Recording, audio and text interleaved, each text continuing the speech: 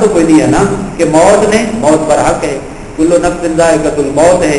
और फिर मैं कहूँ बड़े बड़े अंबिया भी दुनिया में आए, वो भी चले गए, बड़े बड़े जालिम भी आए, वो भी चले गए। तो मौत तो है, लेकिन अल्लाह फरमा रहा है तुम जहाँ कहीं भी चले जाओगे तुम्हें मौत आकर लेगी। यहाँ इब्ने कसीर ने, हाफिज इब्ने कसीर ने और दीगर मुफस्सिरीन ने एक वाक़या बयान किया है और अथेंटिसिटी के साथ बयान किया है कि एक शख्स ने देखा कि उसने एक देहात के अंदर या वहीं उस इलाके में उसने देखा कि एक लड़की एक औरत के यहाँ पैदा हुई है और बच्ची पैदा होने के साथ ही वहाँ एक शख्स अपीयर हुआ, जाहिर हुआ और उसने कहा, वो मुलाजिम था उस औरत का, उसने कहा ये जो बच्ची पैदा हुई है ये 100 बंदों के साथ बदकारी करेगी। अब उस मुलाजिम ने ये बात सुनी, वो वापस मुड़ा, उसने उस नौज़ादा बच्ची जो है उसका पेट चाक कर दिया, पेट को चीर दिया, इसको मार देता हूं, ऐसा होगा नहीं, ऐसा होगा नहीं। तो जो होना है वो होना है, जो होना है वो पेट उसका फाड़ कर चाक करके चला गया। पीछे उसकी माँ ने उसके पेट को सी दिया, वो बच्ची बड़ी बच गई, जवान हुई और वो शख्स बाहर समंदर की तरफ चला गया, वहां उसने कारोबार किया, बड़ा पैसा कमाया, बड़े महल बनाए और फिर वो आया, उसने कहा मैंने शादी करनी है और वहां उसी जगह पर एक गुड़िया से वो मिला, उसने कहा मैं हसीन तरीन लड़की से शादी करना चाहता हूं। तो उसने कहा हसीन तरीन तो ये लड़की है और वो वही लड़की। जब उसके साथ शादी हो गई, मुख्तसरन मैंने बयान कर दिया, जब शादी हो गई तो उसने कहा कि तुम परेशान क्यों है, इतनी हसीन जमीन बीवी। उसने कहा मेरे ज़हन में ये थी कि एक बच्ची पैदा हुई थी, उसके बारे में ये कहा गया था, किसी शख्स ने कहा, वो फिर गायब हो गया, हो सकता है वो फरिश्ता हो, तो आज मैं सोच रहा हूं कि ये क्या मुआजरा है। उसने कहा वो लड़की मैं ही, वो लड़की आज जो तेरी बीवी बनी है वो मैं हूं। उसने कहा दूसरी बात ये थी कि उसने 100 बंदे के साथ बदकारी करनी थी। उसने कहा मैं गिना तो नहीं, लेकिन मैं कह सकती हूँ कि मैं कर चुकी, ये काम भी हो चुका है। तो अल्लाह रब्बुल इज्जत फरमा रहे हैं कि जो काम होना है उसे बंदा रोक सकता नहीं है। और मौत के मामले में ये कि उसने तो उसे मार दिया था, लेकिन वो मरी, उसे बचाने वाले ने बचा लिया। याद रखें, मारने वाले से बचाने वाला ज्यादा ताकतवर है।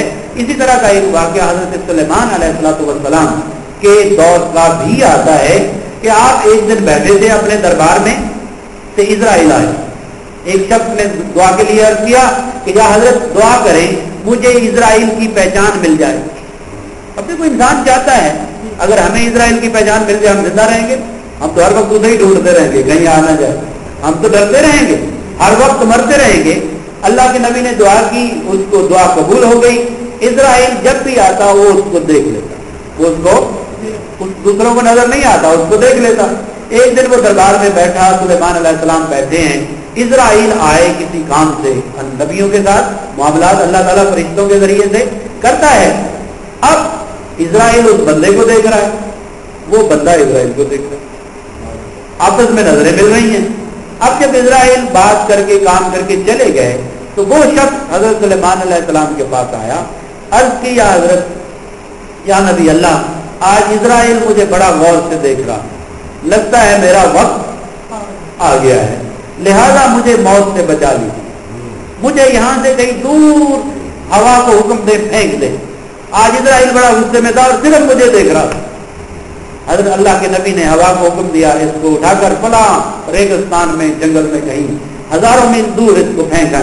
हवा ने वहां फेंका, जब वहां उतरा तो आगे इजराइल फला होने के आगे इजराइल, उसने उसकी रूह कब्ज की, उसको वहां मौत दी और इजराइल फिर हजरत सुलेमान अलैहिस्सलाम के पास आकर ये वाकया बयान किया कि आज एक अजीब वाकया है कि जो शख्स इतने बजे दिन के हजारों मील दूर जिसकी मौत का चार्ट मेरे पास था कि वहां उसने मरना है, सुबह आपके पास बैठा था और मैं सोच रहा था वहां कैसे पहुंचेगा, वहां कैसे पहुंचेगा। तो हजरत सुलेमान ने फरमाया उसे वहां हम नहीं पहुंचा, उसे वहां, अब पढ़ते हैं ना उलमा से सुनते हैं, जिस जगह पर जिस वक्त मौत आनी है वो आनी है, लेकिन हमें पता नहीं कि वो जगह कौन सी है और वो वक्त कौन सा है। अगर इसका इल्म हो जाए वो जगह ये है और वो वक्त ये है, میرا خیال ہے ہم 40 سال پہلے ہی مر جائیں.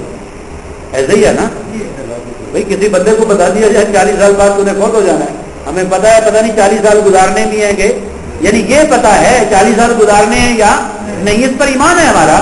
لیکن اگر کوئی قابل ڈاکٹر یا کوئی جس کی بات غلط نہ ہو ہمیں بتا دے کہ فلاں دن اتنے بجے تمہاری فلاں جگہ پہ موت ہونی ہے, ہم ادھر سے نکل جائیں, ادھر جائیں ہی نہ, ہم پہلے ہی مر جائیں, کام نہ کر سکے. یہ اللہ کی کتنی رحمت ہے کہ جس نے اس چیز کو ہم سے مخفی رکھا ہے. ہم دنیا کی رونقی کر رہے ہیں. ہم نے ایسا بھی دیکھا ہے, ایسا بھی دیکھا ہے بیٹے نے تیرے باندھے ہوئے ہیں, باپ کی ڈیتھ ہو جاتی, ایسا بھی دیکھا ہے, ایسا بھی ہوا ہے. تو اگر اس باپ کو پتا ہوتا کہ میری موت آ جانی ہے تو کیا وہ سارا کام کرتا؟ نہیں کرتا. اس لیے دنیا کی رونق اس میں ہے بھائیوں کہ ہم ان چیزوں کو مانیں لیکن گھر میں نہ بیٹھ جائیں, کیونکہ اللہ فرماتا ہے اینما تکونوا, جہاں کہیں بھی تم ہوگے تمہیں موت آ جائے گی. نمرود کو کیا کہا اس کی بیٹی نے, جب بیٹی مسلمان ہوگی نا, اوپر سے دیکھ رہی ہے حضرت ابراہیم علیہ السلام اس میں آگ میں پلنگ پر بیٹھے ہوئے ہیں, بیڈ پر بیٹھے ہوئے ہیں, آگے پھول کھلے ہوئے ہیں, وہ مسلمان ہو گئی. تو جب ابا نے اس کو مارا نمرود نے کہ تو ایسا کیوں کرتی ہے, اس نے کہا ابا تو مجھے تو مار رہا ہے, تو ایک لنگڑے مچھر پر بھی طاقت نہیں رکھتا. یہ اس کی بیٹی نے کہا. اب جب اللہ نے مچھروں کی فوج بھیجی, ہمیں ڈرنا چاہیے, اللہ کی بڑی فوجیں ہیں. جب مچھروں کی فوج بھیجی تو نمرود نے اپنے آپ کو ایک صاف ستھرے کمرے میں بند کر لیا, صاف ستھرے کمرے میں بند کر لیا. اور جب بند کر لیا کہ اب تو یہاں کوئی بھی نہیں ہے, سپرے بھی کر دیے ہوں گے, جو کچھ بھی تھا, وہ کہیں پردے کے پیچھے سے ایک مچھر نکلا جس کا ایک پر بھی ٹوٹا ہوا تھا, ایک ٹانگ بھی ٹوٹی, لنگڑا مچھر. وہ آیا, ناک سے داخل ہوا, دماغ میں چڑھ کے بیٹھ گیا. جب وہ وہاں ہلتا تو درد ہوتی. دربار میں بیٹھا ہوا ہے, ہر آنے والے کو کہتا ہے سلام بعد میں کرنا, پہلے 10 جوتے میرے سر میں لگاؤ. جب جوتے لگتے وہ مچھر بیٹھا رہتا, اور جب جوتے ہٹتے وہ پھر میں اپنا کام شروع کر دیتا. اسی طرح جوتے کھاتے کھاتے مر گیا. اور وہ جو میں نے پہلے وہ لڑکی والی بات بتائی, اس کے بھی آخر پر یہی ہے کہ اس شخص نے یہ بھی کہا تھا کہ یہ مکڑی سے مرے گی. وہ لڑکی کس سے مرے گی؟ مکڑی سے. مکڑی داؤ کو کہتے ہیں. اب اس سے مرے گی. اب اس نے بھی اس کے لیے ایک گلاس ڈوم بنوایا, ایک شیشہ بنوایا, شیشے کا گھر بنوایا. امیر آدمی تھا, اس کو اس میں رکھا کہ یہ مرے گی نہیں. وہاں ایک مکڑی ظاہر ہوئی, وہاں مکڑی ایک ظاہر ہوئی. اس نے کہا یہی وہ مکڑی جس سے تو کہتا تھا میں نے مرنا ہے. اب وہ مکڑی دیکھی, اس نے اس کو مارا, مکڑی کو مار دیا, لیکن اس کی زہر کے چیٹے اس کے ناخنوں اور بدن پر پڑے, اس سے مر گئی.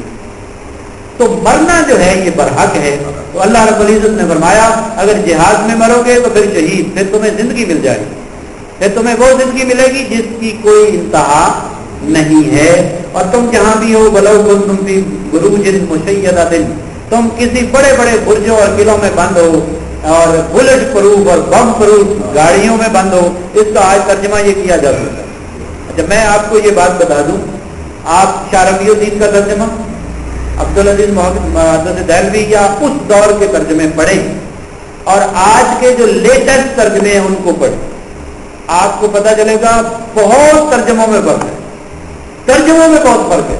اس لیے کہ اب ترجمے ان حالات کے مطابق کیے جا رہے ہیں. اور عربی کی زبان میں تو بڑی وسعت ہے. جہاں اس کا مطلب کلا ہے, بروج ہے, وہاں اس کا مطلب بم پروف گاڑی بھی ہو سکتا ہے. نہیں ہو سکتا. کلے کا مطلب کیا ہوتا ہے؟ جس کی دیواریں نہ گرائی جا سکتی, جس کے اندر داخل نہ ہوا, یہی مطلب ہوتا ہے نا. تو اللہ رب العزت فرماتا ہے تم جہاں بھی بیٹھ جاؤ, بلٹ پروف میں بیٹھے ہوئے سر باہر نکالو, گولی لگ جاتی, مارا جاتا ہے.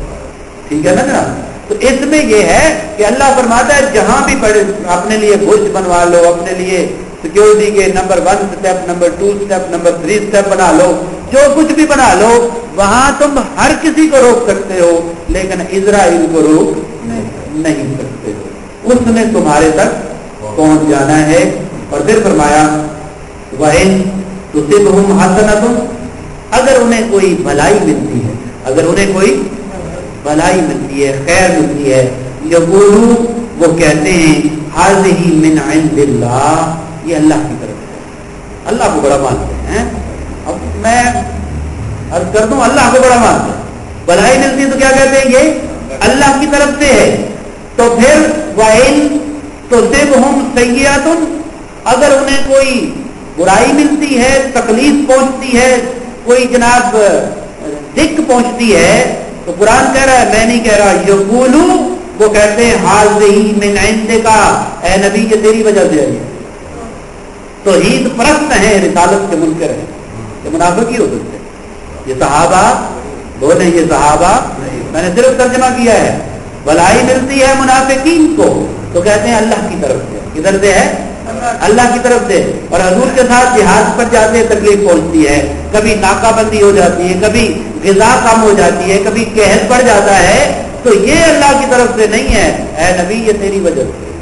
हाज़िही मिन इंदिका, घर जाके आप पढ़ लीजिएगा कि ये आपकी वजह से है। अब देखें, फिर मैं यहाँ कहूँगा ये दो नजरियात हैं, एक अल्लाह को मानने वाले हैं और रसूलुल्लाह की तनकीद करने वाले हैं, और आज भी ये दो नजरियात चल रहे हैं।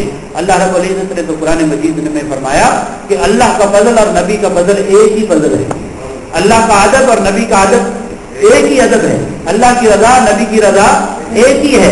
अल्लाह की अता नबी की अता एक ही है। ये जो तफरीक करते हैं ये कौन है? मुनाफिकीन है। अल्लाह और है और नबी और है। ये कुरान मजीद में और मकामात पर भी अल्लाह रब्बुल इज्जत ने इसमें कहा है कि ये लोग जो है ये तफरीक करते हैं। और ये कौन लोग हैं?